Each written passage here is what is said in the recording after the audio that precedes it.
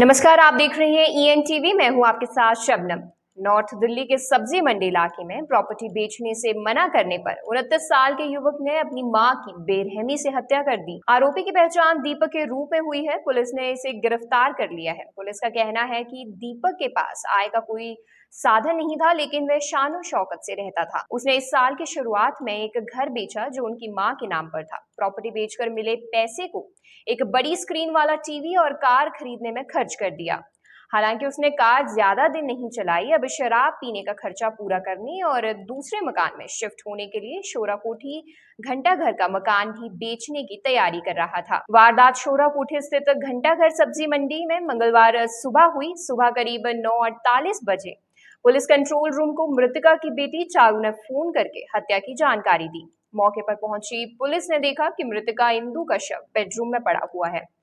चारू ने पुलिस को बताया कि उसके भाई दीपक ने उनकी मां की हत्या कर दी है और जब चारू ने PCR कॉल की तो दीपक घटनास्थल से भाग गया। परिवार से पुलिस को पता चला कि आरोपी दीपक ने हरिद्वार के एक गुरुकुल से पढ़ाई की है। घटना से एक दिन पहले भी आरोपी ने अपनी मां को पीटा था।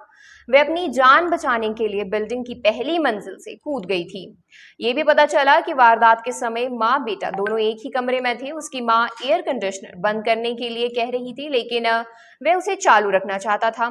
इस बारे में मां ने बेटी को कॉल कर बेटी की जिद की शिकायत कर दी। इस बात का दीपक को पता चल गया। उसने गुस्से में आकर डंडे से बुरी तरह पीटना शुरू कर दिया, जिससे मां के सिर, चेहरे, गर्दन और हाथ पर गंभीर चोटें आईं। पिटाई की वजह से बेहोश हो गई। तब आरोपी को लगा कि वह बेहोश है तो वह मां को खींचकर दूसरे कमरे में ले गया और फर्श पर छोड़ दिया। इसके बाद आरोपी ने अपनी बहन को कॉल मिलाया। जब उसकी बहन चारू ने वीडियो कॉल की और अपनी मां को देखने की जिद की तो उसने कहा कि वे बेहोश पड़ी हैं।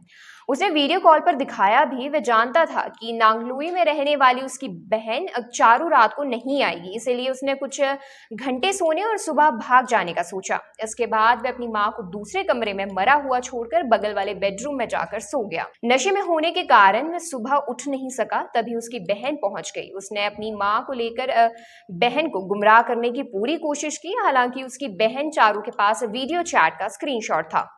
चारू ने पुलिस को बताया कि वह पुलिस को बुलाने जा रही थी। तभी वह भाग गया और शोरा कोठी की एक इमारत में जाकर छिप गया। बाद में पुलिस ने आरोपी को गिरफ्तार कर लिया।